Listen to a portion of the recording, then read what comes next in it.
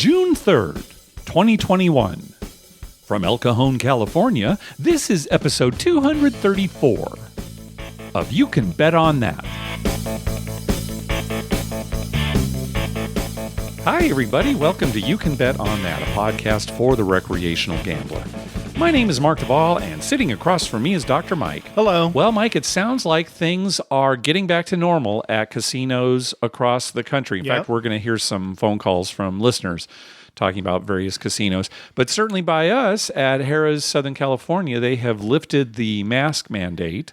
As long as you're vaccinated. Right, which is, I think, pretty common. If you're if you've been double vaccinated, no mask, and they of course, they don't you. check. But I'll tell you, Mike, anyone could not wear their mask. Absolutely. But when you and I first went to the casino, after they lifted it, I was very pleasantly surprised at how many people were still wearing masks. Just last night when I was there, Mark, I think me and another guy were the only ones I saw not wearing a mask. Way more people are still wearing masks than not. Way more people. Way more people, which, is probably smart. Either they're not vaccinated or they just don't want to take any chances. Right. I certainly don't blame them. Go for it. Gosh, if you want to continue to wear it. If it doesn't bug you, go ahead. Now, you and I, we were wearing our masks if we were walking around. But when we were at the table just sitting next to each other, we took it off. Right. But then we put it on when we went to the cashier and we walked around. Yeah, so, why not? We've got it with us. I don't really think about it, when it's on anymore. But no, and then its table was just for comfort. Just for our own comfort. And the closest person to me is you, and vice versa, right? Right, exactly. Yeah. And it seemed like most of the dealers are still wearing masks. I agree. Mm-hmm. There's only a few that weren't. Mm-hmm. So, And again, we'll hear from some listeners here. It certainly sounds like in Las Vegas, masks have come off almost 100%. Right. Well, it's Vegas. People are going there to party, right? So, You're up all night. You're drinking like crazy, and you're heading back to the room for the call girl. You're not worried about your mask. Good point, Dr. Mike. Well, there was some big, exciting news here in California. It turns out that sports wagering is coming to the California ballot. We're going to be able to vote on whether or not California can have legalized sports betting. Made the news this week. Yeah. We won't be voting on it until November 2022. One of the regulars last night at Harrah's Rincon asked me, Roger, do you think it'll pass? Uh-huh. Now, what would your answer be? I think it's absolutely going to pass, and we'll talk about some reasons here. Well, that's what I said. I looked at him and said, I don't see how it cannot pass. Yeah. I mean, I think it passes easily, right? Yeah. But, it is California. Well, let's talk about what we're actually going to be voting for. If this proposition passes, it will be an amendment to the Constitution. Sports wagering will be allowed only in person at tribal casinos.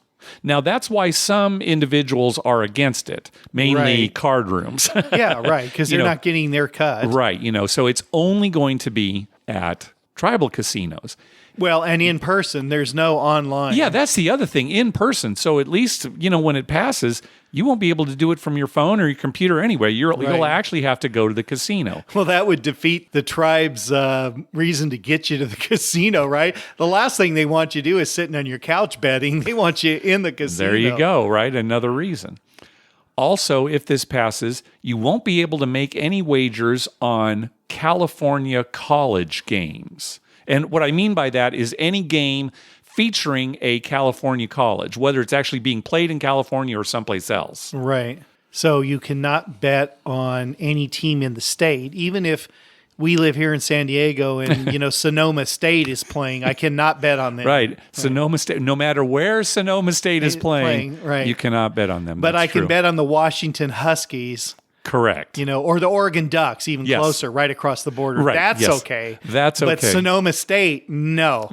Now, these are two reasons why we think it's going to pass. Right. It's like maybe people who aren't into gambling are, they're taking some safety measures here, right? Right. So the students won't be, gambling and throwing games and things like that. Good for them. Yeah. So ignorance in some way is going to help this pass. Right. And also the same thing, it has to be in person. Good. Where you're, you're not going to have somebody using their credit card online. And so, I think that's ignorance helps everything pass, Mark.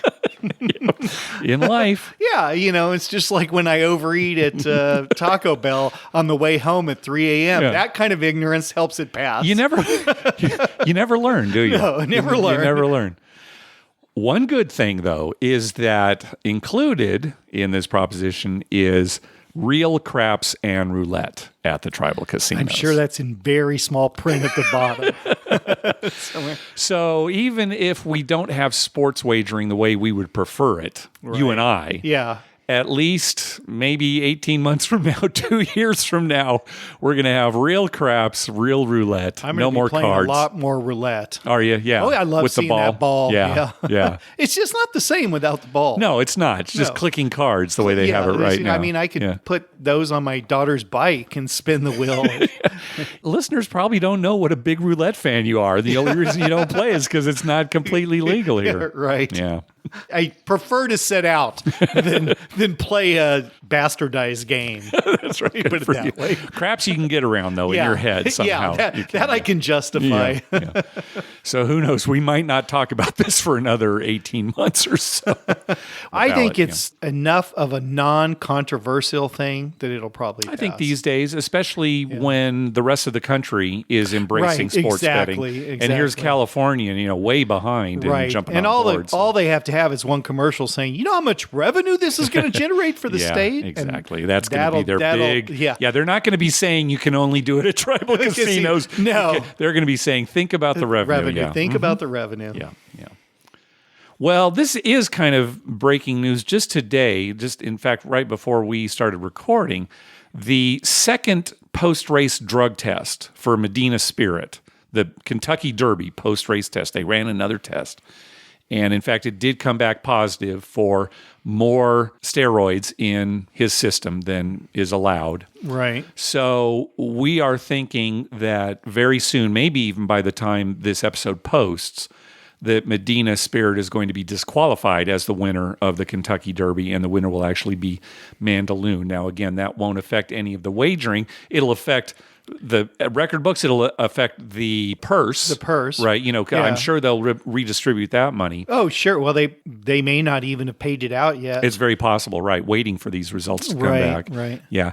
And in addition, again, right before we went to record, it was announced that Bob Baffert has been barred from Churchill Downs for 2 years. Right. So that's got to be a little dip in his pocketbook. For sure. Because not just for the fact that Kentucky Derby, but there's all the other race season at Churchill Downs that I'm sure he enters horses in. Right.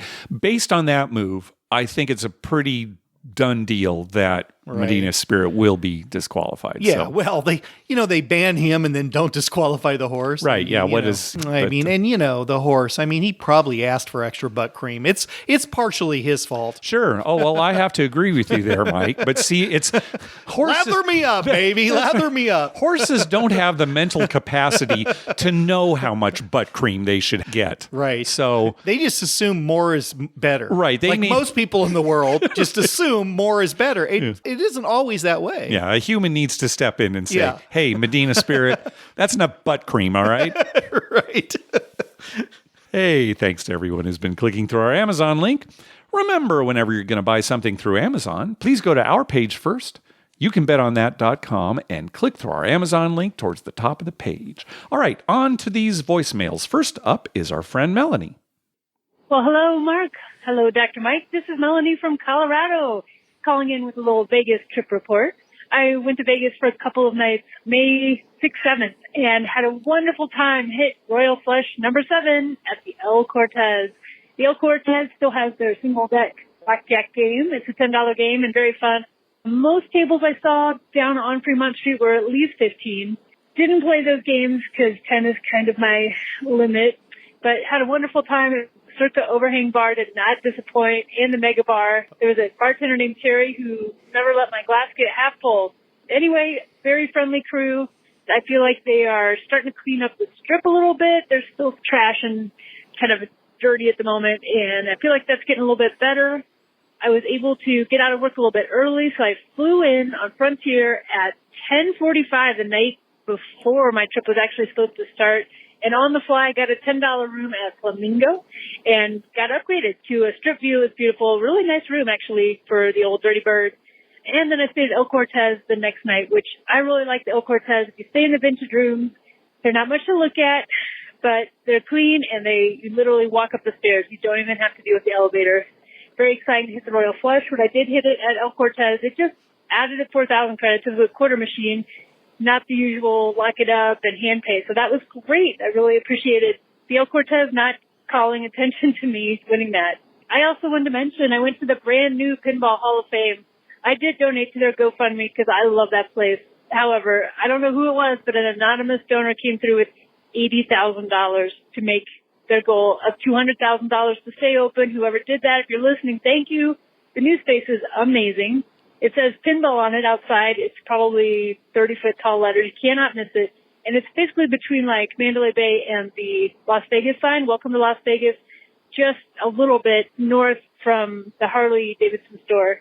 Had a great time. And then just wanted to switch it up here in Colorado, May 19th. I was playing poker 1-3 at Golden Gates. And of course now we don't have a max bet limit. It's set by each casino. Not that that really matters to me, but I really am hoping we draw a bigger variety of players and some more action, some more fun. Do you guys think advantage players, especially for games like blackjack, are going to descend on Colorado now that we don't have a max bet or a statewide limit on max bet? And do you think the casinos here will be savvy? Do you think it will be like really an AP market for like 3 months before they really catch on? Do you think they'll start off really sharp on catching people? I'm just curious. I would love to have more AP players here, more AP stories here, because I think Colorado's kind of been on the back burner for most people since any EV kid would be limited by that $100 max bet. Anyway, I would say Vegas is super busy and kind of expensive right now. Colorado isn't, so come here. All right. Love the show. Can't wait to hear it. Take care, guys. Yeah, we're not APs, and we don't have our fingers on the pulse of, AP culture. It's possible that advantage players were taking advantage of Colorado when it did have the $100 limit. Maybe card counters wouldn't be as obvious, right? Maybe spreading from $5 to $100, it's like, big deal, they're just betting the max. Right. I don't know. Maybe that's the case. Anytime there's a change in a casino or an area, APs certainly flock to try to find some advantages there that maybe the casino didn't think about or wasn't ready for. Right. So it's very possible that that's going on right now, or at least has been for, a month since this started on May 1st. I don't know. We just don't know. We're not APs again. I'm sure there's some people who are checking it out very closely. Oh, yeah. Sure. And trying to find maybe some glitch in some casino system now that they have higher limits. Right. Or taking advantage of, floor personnel who aren't used to these higher limits. Right. But that'll change quickly. I agree. They'll get used to Sure. They'll adapt. Yeah. And then, they'll go to Colorado because it's beautiful. And they'll go to Colorado because they'll want to be, somewhere nice and do something else. Yeah, I know. And I'll tell you, my wife heard about no smoking in Colorado, so she wants to go. There are a lot of reasons to go. Right, yeah. Sure. And it's like Cherokee and Carolinas. Yeah, right. Right, it's a good place to vacation, and if you like to gamble too, then you got both right there, right? Yeah. I was really glad to hear that Melanie did not receive a hand pay when she got a Royal Flush playing quarters at El Cortez of all places. That pays $1,000. And a lot of places will make that a hand pay, even though no tax forms have to be filled out. So really, what's the point of making that a hand pay? I mean, it's 4,000 credits on the machine. It's only $1,000. Why do they really need? I know they do hand pays at Harris Southern California. If it's you hit $1,000 on a quarter machine, and they shouldn't. Maybe they have hand pays so that the people delivering the hand pays are more likely to be tipped. Yeah, that doesn't actually. I don't know. Why would a casino do that though? That doesn't really make sense. But a business taking care of their employees? Yeah, that doesn't make sense You're right. at all. No, Mark. that's wrong. That's ridiculous. But anyway, I'm glad to hear, especially kind of a sawdust joint like El Cortez. I mean, it's not that bad, but. Yeah, well, it's got something for somebody. Yeah, right. Yeah, hey, it's got Royal Flushes for Melanie. And she said she likes staying there, so. Yeah, we still have not got a Royal Flush. The other day, I didn't tell you this, I was dealt 4. Yeah. Just sitting there thinking, come on. Yeah. No, it wasn't even close. Yeah. It wasn't even close. No, it wasn't even close. It was still 4. Like it would make a difference. It came up blank. It was Mark. pretty close. I hit the button. It was just blank. If the card came up, it's the instructions for poker that they put in decks, right? Right. That's the instruction card. Yeah. Oh, what bad luck. All right, next call. Hey guys, this is Pete the Point from Indianapolis, calling in with a Vegas trip report from early May with my buddy Nick. Kind of took a different approach this time. We focused on places that we haven't been before. Had to go to Fremont Street and take a look at Circa for the first time. And for all the Instagram-worthy stadium swim and multi-level sports book, it's still on Fremont. I don't know if it's enough to pull me down there to stay there, but it's well done and it's head and shoulders above anything else on Fremont. Speaking on Fremont, we had a good time at the El Cortez. I had a slice of Evel Knievel pizza on the walk down there, but they had a great crew. It was a fun afternoon game. The next day, we went to Laughlin. It's an hour and a half south, and we get a lot of promos for flight and 4 nights for really next to nothing. But, Laughlin is kind of a city that time has forgotten in some ways. Went to the Harrah's. It's great for a local casino, but maybe struggles as a destination vacation. But the river area they have there was really nice. For Laughlin, Aquarius seems to be one of the nicer properties. Good dealers, pretty busy, really positive experience. Would I go back to Laughlin? Yeah, sure. It was a lot of fun to go down and take a day away from Vegas on the trip, but maybe every couple of trips. A couple off-site casino stops. Tried out the new Virgin and Mohegan Sun, and boy, was that a disappointment. No vibe. It was empty, kind of an odd layout. And it really looks like the focus there is on the food and restaurant scene more than gambling. Gambling, I thought, was a little bit of an afterthought. Went to the Orleans, really neat place. It defies kind of the de-theming trend of Vegas. They had alligator door handles and theme-appropriate restaurants. But the minimums were the same as the Strip. We didn't really spend a lot of time there. The star, really, of the off-strip casinos that we went to was Red Rock. Went our Friday afternoon, $10 minimum, great crew. Really liked the property, and the Summerlin area had a lot to offer. I would go back there in a second. But hit about 15 casinos on the Strip while we were there. Stopped at the Tropicana for the first time. They have one craps table. There's really no mojo, and really left confused about what the long game is of that property. I will say our most positive surprise on the Strip was those shades attached to the link. Great crew. The craps table's right by the entrance, so you get good airflow. And the craps table's right by the bar, so they're really on top of drink service. But the highlight of the trip, I think, was within 4 days, we saw 4 small tall alls be rolled, so it was fun to be a part of that. Love the show, guys, and a shout-out to my buddy Nick, as I know he'll be listening. Take care.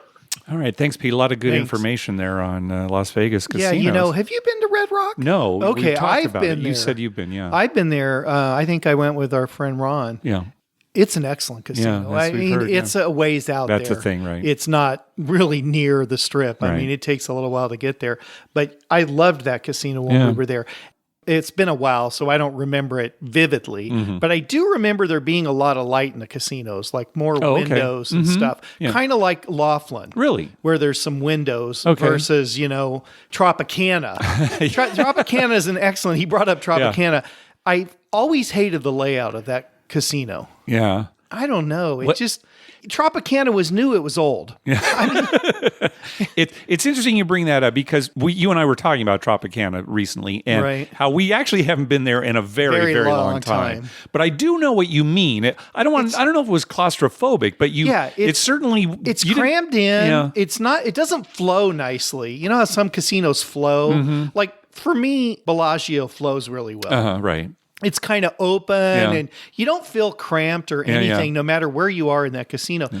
Tropicana always feels like, get off of me. Who's standing on top of my head? Yeah. I mean, it's like, but again, we're remembering this from like 25 years ago. I was surprised to hear that there was only one craps table there. It seems to me Tropicana had at least 3. I seem to remember a fairly large craps pit. Maybe I'm misremembering, but only one table. Remember. Yeah, I'm trying to think, Mike, other than say, Casino Royale. Can you think of another casino on the Strip that has only one craps table? No. Yeah, I can't either. All right. Next trip, Tropicana. Yeah, must do. We're gonna go to Tropicana, and you know what's gonna happen, right? What's that? We're gonna walk in and walk out, and we're gonna be mad that we got all the way over there to Tropicana. I mean, it's gonna be one table. It's full. not really near much. We don't generally get down to the south side of the strip anyway. Yeah. I mean, the reason to go to the Tropicana is you're on your way to the airport, and you've got a few minutes to return the rental car, so you stop at Tropicana and play a few hands of blackjack. Yeah, that's the only reason to really go there. Yeah, you nailed it, Mike. All right, next up is Josh. Hi, Mark and Dr. Mike. This is Josh from Seattle calling. I've called before, and I wanted to tell you a story that relates to a call about a couple months ago that I made. First thing, I wanted to tell you that I stayed at Wynn, and I happened to be there just 2 days after the mask mandate was lifted for vaccinated people. And so that was just really a great coincidence and good timing. It was nice to be able to play at the craps table with no plexiglass and without a mask because I've been vaccinated. And about half of the dealers still had masks, and half of the dealers at Wynn and Encore did not. So that was up to them, I guess, and whether or not they'd been vaccinated. But anyway, the story is I went over to Encore and was playing, and I have a tendency to tip by making place bets for dealers. And I had talked to you when I called before about the dealers never pressing their place bets higher than the person that placed the bet for them. So I'm doing that. We had a good roll going on at Encore, and the dealer was aggressively pressing his place bets. And next thing I know, they've got their bets above my place bet. So I had a $50 9, and their 9 was up to 75, for example. And I looked down and I said, wait, what happened? And they said, you're behind. And so I then would press my bet to keep up with theirs. And this roll was about a 50-minute roll, so it was a great roll. And I would keep asking them, what am I behind on now? Because they were just pressing everything they could on each roll. So we got their bet on the 10 up to 300, and I took mine up to 500. But they were going ahead of me as we went along, which, as I talked about last time I called, that I hadn't seen that before. Then the boxmen changed, and they stopped doing that. So it was a great table, great energy. I just wanted to kind of fill in my story from before that apparently once in a while, if you have a crew that feels comfortable with you, I guess, and a boxman that's okay with it, they will take their bets above the player that placed them. Interesting little follow-on to my last call a few months ago.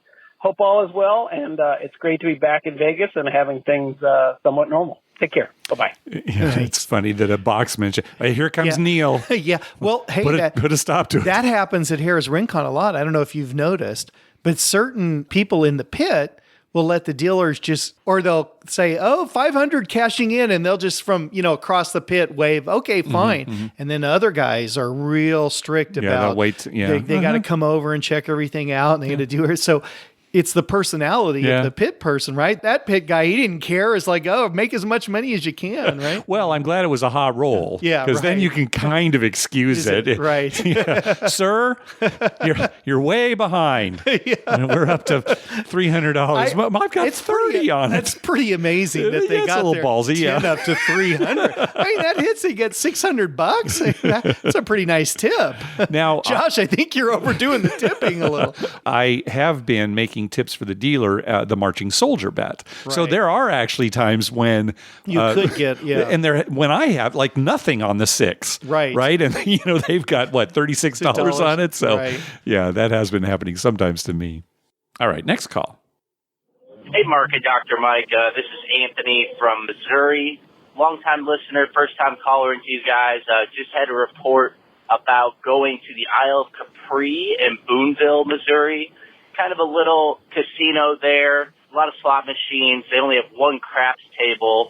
It had been since February of 2020 that I had gone out there, and some of the limits were a little bit higher than usual. $15 for the craps table, which usually is a little bit too much for me, but I decided to go and play just the 6 and the 8 mainly until I was shooting, and did okay. Actually ended up $20 up throughout the night, which I'll take as a win any day. We were playing some blackjack a little bit later too, and $10 minimum table at least, but 6 to 5 blackjack, so not the best. The dealer did make a comment. I said, hey, there'll probably never be $5 tables again. She's like, yep, probably not. So kind of bummed to hear that, but overall it was fun. They did have some, not bubble grass machines, but they did have the machines that you could play on your own, kind of like at the D in Las Vegas.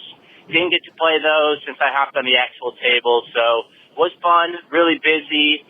No masks are required for vaccinated people there as of right now. Things could always change, but overall it was fun. Glad to go home with some money, and it was good to get back to the casino. Thanks for all you guys do on the show, and we'll look forward to listening to more. Thanks. Okay, so, there you go again. Another kind of smaller casino, no masks for vaccinated people. Right. It's funny. I'll preface this by saying my mother was born in Missouri, a small little town just a few miles from Branson, Missouri. Okay. So I've been to Missouri all my life, sure, visiting my grandma and grandpa. Yeah. And I have never heard of this casino, Isle of Capri Casino. Sounds like it's in the French Riviera or something. Yeah, and then it's in Boonville, Missouri, right? Well, it's exotic. You go there to get away, Dr. Mike. I guess so. But shouldn't it be like Shepherd of the Hills Casino or something like that? I mean... Yeah, that would draw them in. Yeah. I mean, everything around where my relatives are from, it's, Shepherds of the Hills, Table Rock. It's very Missouri type names, right? All right. Well, on our last episode, we had a caller tell of a situation where the dice were rolled. One of the dice hit the dealer's chips and kind of landed in such a way that it looked like the roll was a 6, which was the point.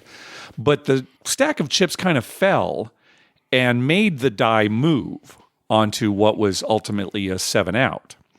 And we talked about that, how, well, really, that is a 7 out, right? There was no, nobody did anything on purpose. Things happen on the table all the time. Chips get in the way, right? Chips all the time, yeah. Right? And nobody deliberately did anything.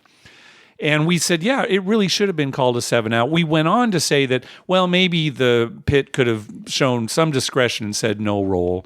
But then, is that a free roll for the players, right? If it had, been a point, that kind of thing. And then what if from the casino point of view, they could get a free roll out of it too, depending on what comes up, right? What if it stayed, a 6 and they say, anyway, we got a phone call from Alex, AKA Bear Maulings, on Twitter. And of course, he is a floor for a huge, fabulous casino. So let's hear what he has to say about this situation. Hey guys, it's Alex, also known as Bear Maulings on Twitter. It's your favorite Las Vegas dealer / pit.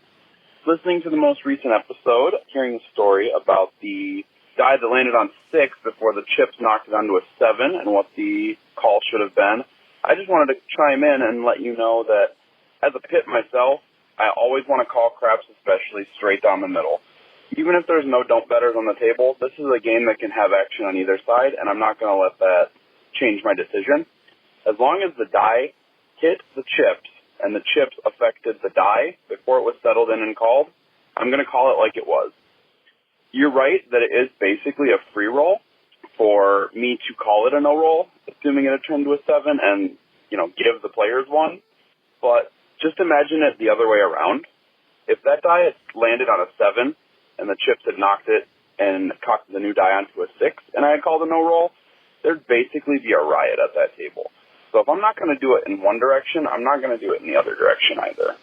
In games like Blackjack or Baccarat, other games like that, I'll kind of lean into the house advantage by giving the players one here or there. But in a game like Dice, where you're going to have action on either side, I just got to call it straight down the middle. Whatever should have happened is going to be what happens. And as long as no outside forces other than the table and the chips and the dealer itself, which are all fixtures of the table, influence that die, I'm going to call it exactly how it shows up. And in that case, it's unfortunate, but it sounds like as long as the die landed on 7 out, it sucks, but it's the game we play. Anyway, just wanted to chime in with that. Sitting in the parking garage, headed into work, so keep it up, guys. Appreciate it. Hope to hear from you soon. See you in Vegas sometime. Catch you later. Yeah, hope to see you in Vegas eventually, Alex. He makes a good point, right? Yeah. If he does that, he's removing controversy from the game. Now, that almost sounds like a contradiction of what we were talking about. Was this a controversial roll? Yeah, see, in my mind, it's not. See, there you go, right? Okay, the chips fell on it. Right. Oh, hey, it shouldn't have been. But you're right. I mean, what he's saying is that it's part of the table. Yeah. Nobody did anything to change. It's part of the game. It'd be just like saying, they hit the chips. We can't call that. Yeah. Well, they hit the chips all the time. Right. There are certain rules. If it goes up into the bank, okay, they don't call that. If it goes up into the wood, they don't call that, right? Right. And those are steadfast rules, and we just stick to them, right? But if they hit chips, that's... we've seen it go into the stack, on the top of the stack, sure. and it's the point. Yeah, right. And you're like, oh, gosh, Well, no, we don't call that. It just forget it even happened. Yeah. But now we have a good story. Yeah, so let's talk about a situation that happened to us recently. So I was betting the don't. And I had a couple of don't numbers. I think it was a 5 and a 9. Right. And it was the come out roll. I had lost, my Somebody don't had pass, made their but, point. Right. But I still had 2 don't come bets up there. It was the come out roll. You always make a bunch of prop bets, right. On the when it's a come out roll, that kind of thing. So the dice were rolled, and one of the dice was leaning on a stack of chips in front of one of the dealers. Right. Okay. It was very clear that it was leaning in such a way that the roll would be a 2, ace. Ace. Yeah. Right? And in fact, if she had just moved the stack of chips, it would have fallen and it would have been ace. Right. And for people who don't follow this as closely as we do, anytime a die is not landed perfectly flat, so it's against the chips or maybe against the wall, the back wall or even a side wall, and it's at an angle, you just have to remove the object holding it up. Right. And then when it would not fall naturally, that's the roll. And if you look at a die that is kind of at an angle, right. generally it's going to be leaning one way more than the other. Sure, there are those times there where was one time where it was undeterminable. Yeah. Because it was really at a 45 degree angle. And it was weird. And the pit made the call, no roll. They were just going to do it again because there was no way to determine it. That's the only time in all of our years we've ever seen that. Most of the time it's very obvious. This was very obviously a 2. Yeah, it was very obviously a 2, ace. Well, for some reason, the dealer with her finger actually flipped the die so that a 4 was up. Yeah. So now the roll was a 5. 4-1. right? You would have lost your don't come back. Yeah, so I'm trying to figure out what's going on here because I just saw her do it. And it's like, wait, what? And then I'm thinking, well, do I make a fuss? Because, I'm a don't player and it's really, I'm the only one who's being badly affected. Well, the funny thing is that the dealer flipped it.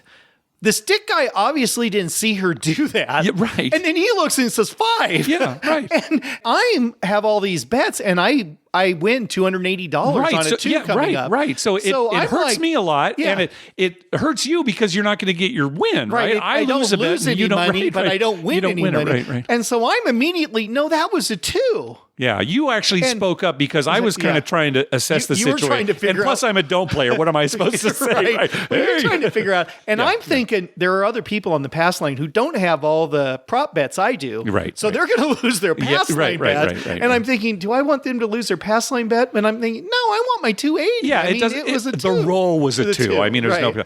So they called the pit over, Kyle, a great pit out there at Harris, Southern California. He got all the information and he said, okay, the call is a 2, pay Mike off. The dealer had already taken down my don't come bet. Yeah, so she put that back up. She put that back up. And then as a great gesture, he said, don't take any of the pass line bets. Right. Anybody who had a pass line bet did not lose. Only winning bets were paid. Yeah. And everyone else. So I would have lost my pass line bet. Yeah. Which was fine because I would have won, on the prop bet. But I got to keep my pass line bet, plus I got my profit on the... Right. So there's a situation where really Kyle could have very easily said, hey, the roll's a 2. Do everything you need to do based on the roll being a 2. Right. But because it was controversial, well, this was controversial because the dealer actually moved the dice with her finger. And then she kind of admitted, I think I did that I know, wrong. she kind of like, I flipped it onto a 5. What are you going to do about it? Yeah. That's actually almost what she said. Yeah, I flipped it to 5. Well, yeah, you're not allowed to flip it. And then the funny thing is like a brain fart is what it was. I think she so. had, Yeah. just some kind of like, and she just flipped it over instead of like removing the chips or just leaving it still so we could all look at it. She just quickly flipped it to 5. Right. She must hate don't betters.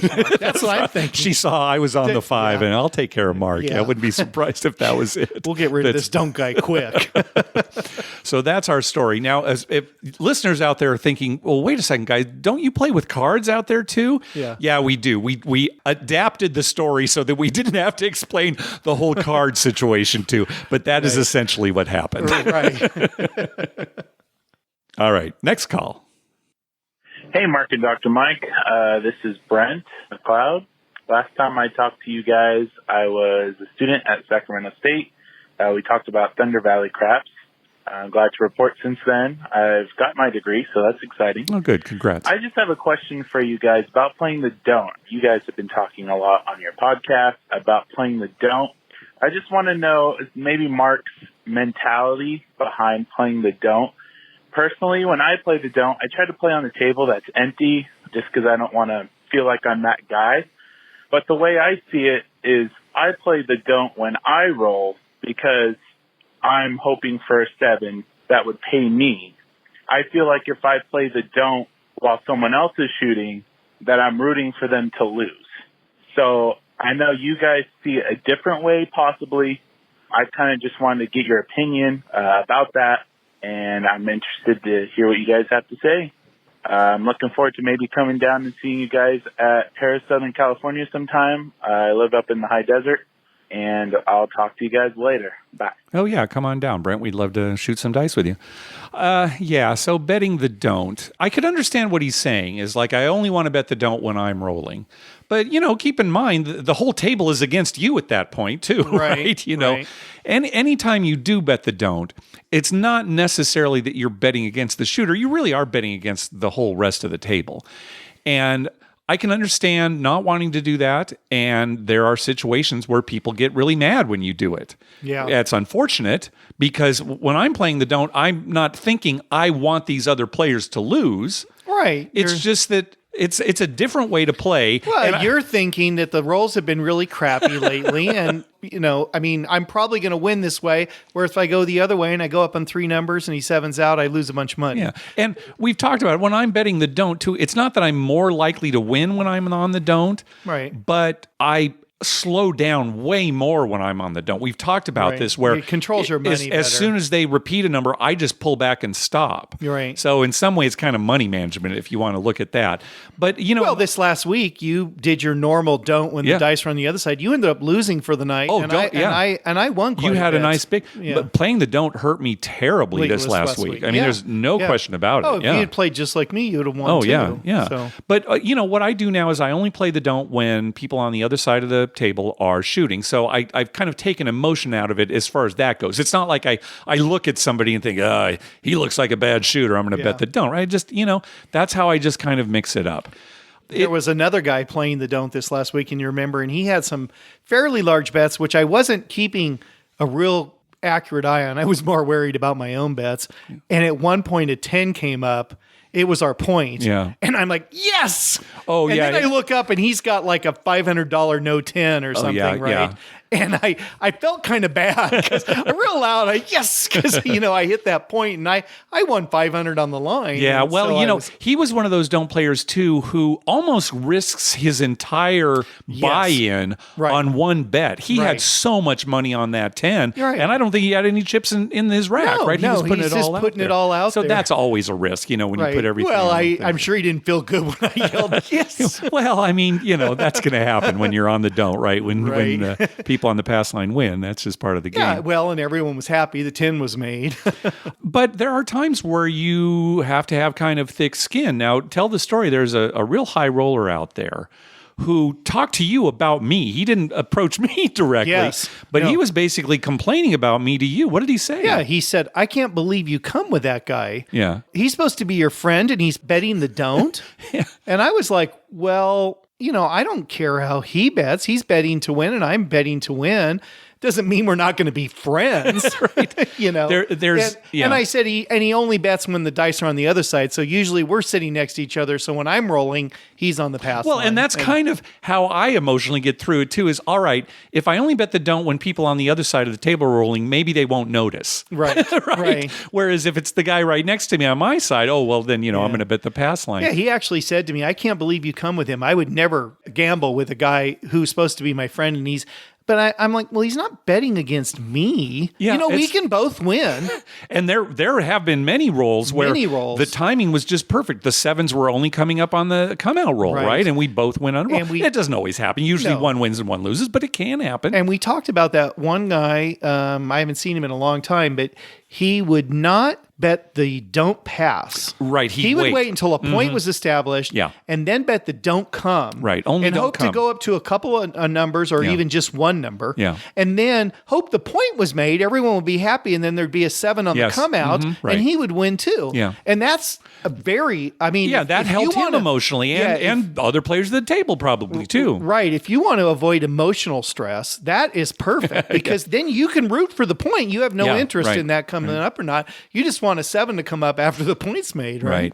There's a stigma with betting the don't. It shouldn't be there, but it is, and it will continue to be there. So anyway, betting the don't's not for everyone. How about that? Yeah, well, that's for sure. Yeah. And, you could be on a table, too, where there were 4 don't players and 1 pass line player, and then you'd feel weird, like, you're rooting for that 6 to come up. Every once in a while, you'll find, like, a locals place where, all the old men are betting the don't. When we went to San Manuel Casino, remember they told us a lot of people here play the don't. Right, because there was a slight advantage to playing the don't there, too, the way they did their cards. The way they did their cards was not particularly perfect. No, it wasn't accurate as far as a craps game goes. Yep. Right. And there was a slight advantage to the don't. And, the first thing somebody told us was a lot of people here play the don't. Yep. And they probably should if they're going to go regularly, right? They have a little bit of a little less of a disadvantage. There you go. A little less of a disadvantage, right? Yes. Yeah. Yep. All right. Next up is Brandon. Hey, Mark and Dr. Mike. This is Brandon from Northern California. I was just calling with a trip report that I had. We actually went to our local Indian casino out here, Thunder Valley, for my father-in-law's birthday. And next to Thunder Valley is the Hard Rock. So we decided to go over to the Hard Rock to use our free play. Didn't win anything, and we were just about ready to walk out the door. And they actually called my father-in-law's name over the intercom, and he had won $100 in free slot play, which that already busted a myth for us because we were certain to believe that we would never get called over the intercom for anything. So we got his free play, still didn't win anything, ended up leaving Hard Rock even, which was a plus for us. So we went back to Thunder Valley. We found a slot machine with an 88-cent bet penny slot, and we both put a $20 bill in and decided to use my free play. I had $20 of free play, and we spun and spun and spun, didn't win anything. And on the very last spin of my free play, we hit a bonus.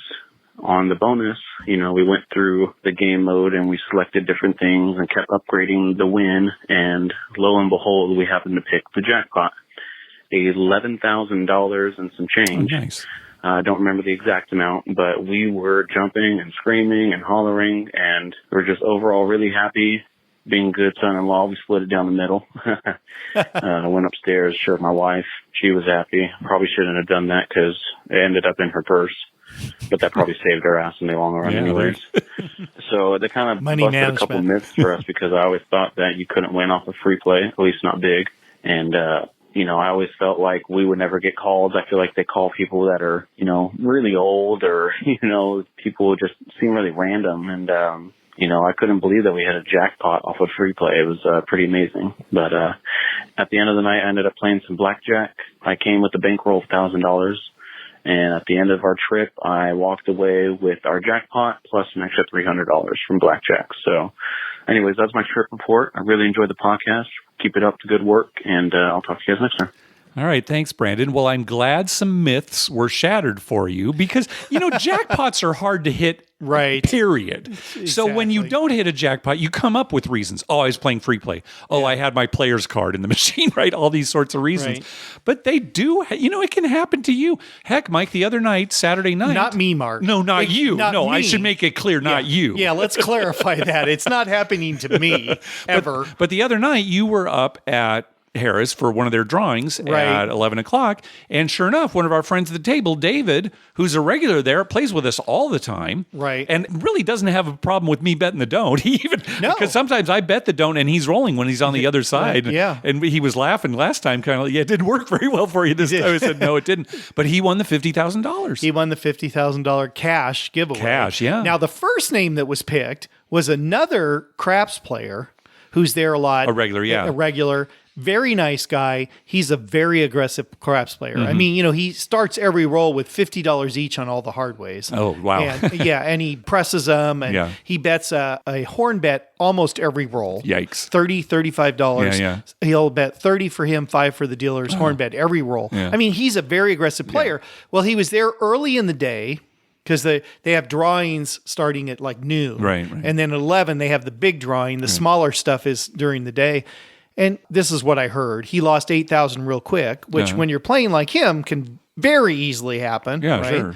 And he was kind of mad about that and went home. Sure, yeah. And then they call his name for the $50,000. Yeah, and you have to be present for the $50,000. You have to be present to win. You only have 5 minutes to collect it. And so he didn't get called. And then because of that, our friend David wins.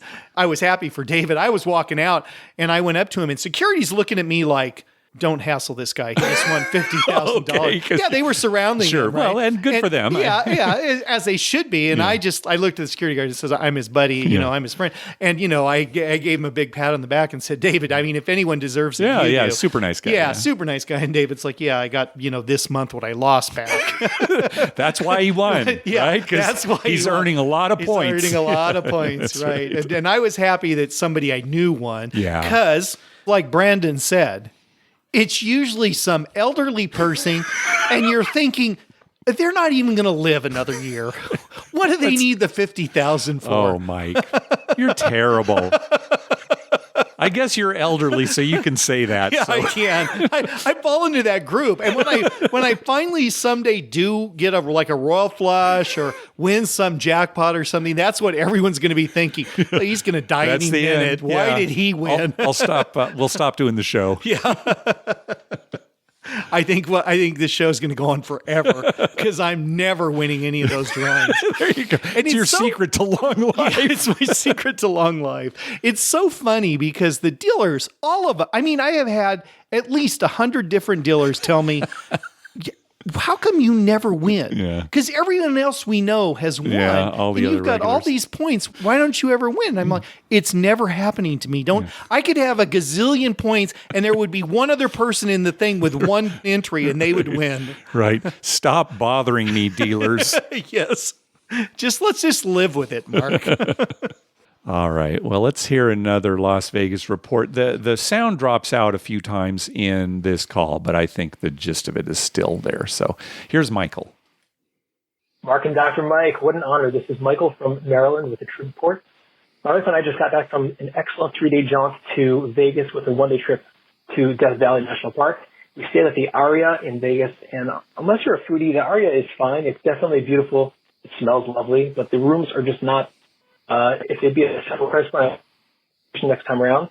We are low rollers, and we had about a $600 gambling budget for about 2 days of playing. On Sunday, we were looking for a little bit of craps game. We went down to try the Circa, which was amazing, but they had $15 tables, the D, $15 tables.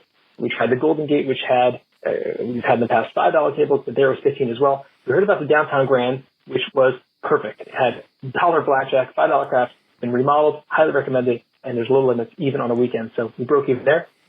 On Monday, went to Death Valley, which was absolutely stunning, highly recommended. If you want to do a national park, it's just amazing. You got leave Vegas at the crack of dawn, and you can be back at the tables by mid-afternoon. On Monday afternoon, indeed, we're back at the tables. We went to Red Rock, and Red Rock was amazing. It's a beautiful, beautiful casino. Bought in for $200, left with just under $500. We hit 2 all-talls, hit a couple hards for the dealers, which they really appreciated. We also played at New York that night, and Park MGM, where there's $10 tables too. On Tuesday before we left, we went through the final craps crawl. We're looking again for low limits, and it was Tuesday a.m. Figured, all right, we can have some success on the strip. Not so much. The Aria had $15. That was downstairs. We ended up taking a tram to the Bellagio, thinking maybe, I know they have a $10 table. Nope, it was $25. We walked the strip. We went down to the Venetian. The Venetian still has all their dividers. They're very COVID safe there. But the Venetian was awesome. $10 table and super friendly dealers. Shout out to Elmer. And they also just brought back the Fire Bet, which I know was a subject you mentioned recently. Super positive session. We hit a couple hard eights for the dealers, and we were up on that session about $200. Right before the plane, we were like, hey, let's get more. We ended up going to Ellis Island. Not bad at all. Table was initially ice cold, and we blew through $200 very quickly. In about an hour, we were down to $9. Guy walks up, puts money down on the don't, and I announced to the dealers, hey, it's on now. This is exactly what we needed. We took that $9. We cashed at $180, not including tips. Great, just a ton of fun. Anyway, great trip, and hopefully one day we'll see you out west. Thanks. Stupid don't player. Hey, it was funny. He said Aria smelled good. Yeah. Yeah. So what casino smells the worst in all your casino travelings? Anywhere in the world, what casino has smelled the worst? It sounds like maybe you have an answer here, and I'm trying to think. I mean, the obvious I can come up with is Circus Circus. So what's your answer? Well, okay, Circus is good. If you had said Fitzgerald's, I would probably maybe Fitzgerald's. That's what the D is that. now, but Fitzgerald's in the old days. In the old days. All right. How about the stinky bathrooms at Caesar's Palace? Oh yeah, that's still technically in the casino. That's true. That is kind of stinky. It's right outside that Gordon Ramsay place, right? It's not like one of his fancy restaurants. It's kind of like a sports bar kind of place. Right. Yeah, the elevators that go down to the stinky bathrooms. As you're going down the elevator, it's getting stinkier and stinkier. Yeah. Yeah, that's probably the stinkiest inside a casino. Okay, I'll go along with that. Best smelling one? I don't know. That's hard to say. Yeah. A Bellagio always smells good. Yeah, I agree. Because they have that flower thing too. Yeah. So you get near it smells good. Yeah. So another good review for Red Rock we were talking about here too. And Downtown Grand usually has pretty low limits. And how many times have we been downtown and it's like, God, where should we play? It's like, Downtown Grand, let's go on over there. You know what I like about Downtown Grand too? Besides the low limits? Yeah. Very open. Yeah, that's true. Yeah. It's very open. The high ceilings. The high ceilings. I never feel crowded in there. Yeah. Even the craps table, there's lots of room to walk around. Yeah. You're not jammed in somewhere. Yeah. I mean, as much as I like the D, it's very crowded. Yeah, sure. Crowded and loud, sure. Saturday night, it's very crowded. Yeah. You can go over to Downtown Grand, and there's a lot of room. Yeah, it's funny because Downtown Grand is certainly not one of our favorite places. No. But we've stayed there. The room was, perfectly nice. Yeah. And, you go in there, and it's the dealers have always been good. Every time we've been there, we've had great dealers. Often it's dead in there, so you can easily get a spot on the table. I do hate their cashier situation, though, at Downtown Grand. Yeah, you've mentioned that before, that you don't like the cashier there. No. And I'm not a big fan of the cashier, but I just like the rest of the casino. It's nice. Yeah. And don't our friends David and Julie, didn't they have a gal who worked there who they really liked at the bar? Maybe, or maybe it was Taylor. Does that sound right, maybe it was Taylor. Yeah, Taylor from New Mexico. Taylor from Mexico had a girl there that worked at the bar that he really liked. Yeah. And then David and Julie had one somewhere else that they always went to. I can't think. Yeah, but you're right. I do remember that. I just our favorites are at Harrah's Southern Cal. Yeah, because we're there so often. Most of the time, But good. Thanks for the report, Michael. All right, next call. Hey guys, this is Mike from West Central Indiana. I sent you guys a couple emails. First time calling in. Took my wife down to Cedar, Southern Indiana last weekend for her birthday. We had a good time. The host got us a nice upgraded suite and dinner at Jack Binion to celebrate her birthday and some room service and whatnot. So that was good. But crab tables didn't really treat me that great. Had a couple of just straight losing sessions. Never really did get up, but it was fun. They are lifting the mask policy. You don't have to wear one anymore. They've got signs up that say, if you're vaccinated, you don't have to. If you aren't vaccinated, they suggest you do, but they're not questioning, they're not checking. Finally allowing drinks back on the floor. That's nice. I didn't see any cocktail waitresses walking around, but the bars were all open back up, and you could go up, get a drink, and then take them to the table or your slot machine or whatever. Overall, it was a good weekend. Glad to see things are getting back to normal. Table minimums were still $15 during the day and $25 at night. hopefully those come back down here before too awful long. But like I said, overall, it was a good weekend, and things are starting to get back to normal. So love the show. Listen every week, or every other week, and appreciate it. Keep it up. Okay, so Thanks. There you go. More updates across the country. Masks are coming off. Yeah, I think things are going to be real normal fairly soon. Yeah, it's getting I'm quick. hoping. I'm hoping by the end of summer, Yeah. everywhere in the United States is just back to our normal. Yeah, and if we end up going to Vegas in October, maybe it'll be like nothing ever happened. Right. So, exactly. It very well could be. Yeah. It very well could be. Have you noticed there have been more Mikes calling today? No Davids? yeah, I know. More Mikes than Michaels. Yeah. Yeah, no Davids. No. What's wrong with you, Davids? They'll come back strong next time. I mean, I'll bet. it is the most common name in the world. In the world. Yeah. All right. One last call, a final Vegas report. Hey, gentlemen, Jason from Michigan. Just reporting back after a Vegas weekend here on the holiday Memorial weekend. And wow, Vegas is back, bigger, better than ever. We've been going out there for 20 plus years, and it's the busiest it's ever been in all of those years. As far as masks go, they had lifted all the restrictions, took down all the plexiglass. We were able to do whatever we wanted, go wherever we wanted without any restrictions. If you have any reservations about COVID, do not go to Vegas right now because there is nobody in a mask. Maybe saw one or two people here and there, but 99.9% of everybody were no mask coverings, and your personal space is no longer in Vegas right now. So if you're not comfortable with that, I recommend holding off till the Vegas surge kind of dies down a little bit. But we stayed downtown. We also went to the Strip. Everything looked beautiful. People were everywhere partying, having a great time. They were paying out jackpots everywhere we went, slots, card tables. You could just feel the atmosphere, the buzz. All the workers are excited that everybody's back.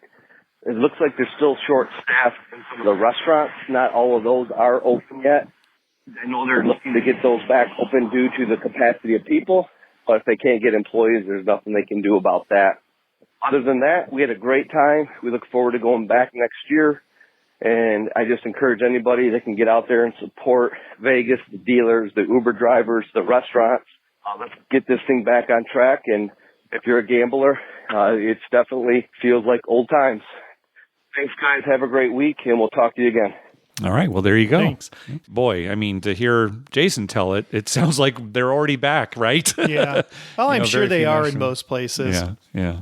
And Vegas is a more party atmosphere. That's the big thing too, right? People are going there specifically to forget about their the life, last year and a half, and everything. Yep. Yeah, you're going to a local casino like here in San Diego, or maybe even in Indiana, Southern Indiana, or something. Yeah. You probably live somewhere nearby, and it's not like a big getaway. You go to Vegas, most people are there getting away and looking to have a good time on the weekend. So the last thing they want is any inconvenience. Right. Yeah. All right. Well, that's going to do it for this episode. We want to thank some people for some recurring PayPal donations. Thank you to James and also to the Color Up Craps YouTube channel. Thank you very much for those recurring donations. We also got a donation from David. He says, just a little podcast tip for my upcoming trip. $1 for every month I've been away from Vegas. Can't wait to get back. David. Well, we won't say exactly how much he gave, but it was more than a year. It was more than a year. Yeah. And finally, from our buddy Ed O'Connor, Ed and friends recently had their hardway roll for all the leftover money from the 33 pool from last year, because of COVID, it was delayed. Last year's football season. Right, yeah. So they finally were able to have the hardways, and they actually hit a hard 10 while they were there. Nice. So we got some of our 33 pool money back. Yeah, that was great. And we've never won that pool, mostly because I'm involved in it. Right. And so, in fact, this is what Ed is saying. He gave us an additional karma donation. He said 10% of the hard 10 that we hit for future 33 pool karma. Yeah. Because even he feels bad that we've never won never won. People have won it multiple times. Yeah, and you just take my name out of the thing, Maybe I will. You'd probably win it. You know, it usually does say Mark Duvall and then in parentheses and Dr. Mike. I'll ask him to take the and off. Dr. Mike off this next season. Yeah, you'll probably hit it twice. Yeah, he'll be happy to do that, I'm sure.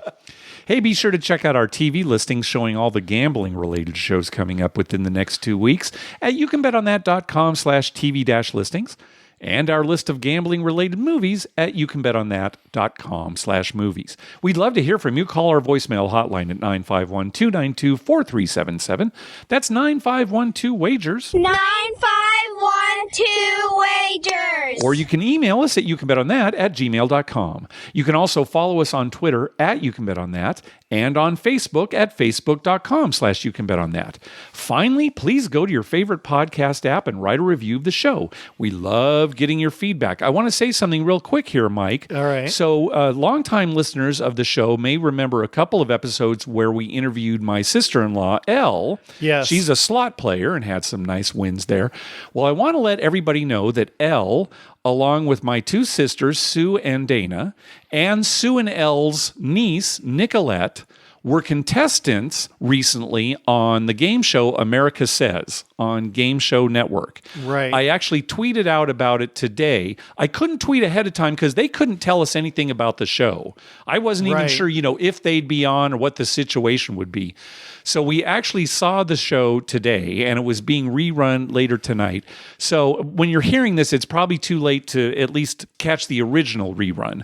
But if you have a chance, check out Game Show Network. Again, the game show is called America Says. It's kind of like Family Feud in a way with some little twists into it there. It's very similar to Family Feud. And it's season 4, episode 3 that they're on. And if you do a search for it, their team name was PG-Devol, PEJI-DEVOL. So if you do a list through but I got a big kick out of seeing them on the show. Yeah, so if you get a chance. And you haven't seen it yet. No, I'm going to go home and watch it. Yeah. We recorded it today. Good. And I'm sure my wife and daughters have already watched it. Yeah. I came here after work. So as soon as I get home, that's the first thing I'm going to do is watch that. Okay. All right. See how that turned out. Very good.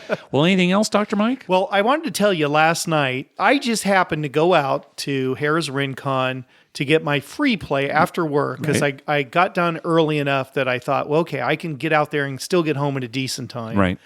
And one of our listeners was there who lives in Phoenix, was on their way to Vegas and came there and actually told our friend Phil that we just stopped at Harrah's hoping that either Mark or Mike would come to get their free play and we could meet them. So they were on their way to Las Vegas? They're going to Las Vegas but from Phoenix. They took a detour. Yeah, and came for a night to Harrah's Rincon, hoping that one of us would go midweek to get our free play. And I just happened to do it. And I walk up the table and I'm, playing. Phil's on the other side and I'm here. And then he just walks, "Are you Dr. Mike?" Yeah, super nice guy. Yeah. And the reason I want to mention him is because, well, not only did he do really well, and he had to stop because they had dinner reservations at Fiore. Well, it was him and his fiance. Oh, okay. And he turned 500 into 1,200. Oh, that's great. In just a very short time because we had a couple of good rolls. Phil had a really excellent roll. Yeah, good. The interesting thing was he tipped $1 for the dealers on the pass line every time a point was established. Oh, good. With odds. With like full odds, so 3, 4, 5. Oh, that's great. Yeah, that's a good way to tip. And it was a great roll. They made a bunch of money. Yeah. And there was a lady on the other side of him, and she said, "What's that bet?" And he said, "Oh, that's for the dealers."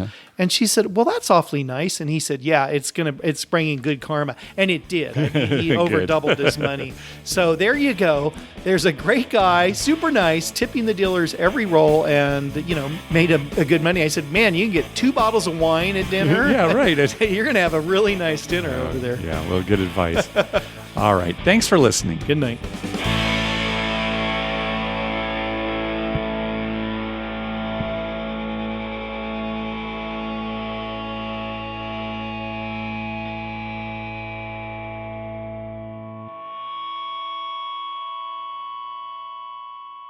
El Cajon? That's the Enos of San Diego.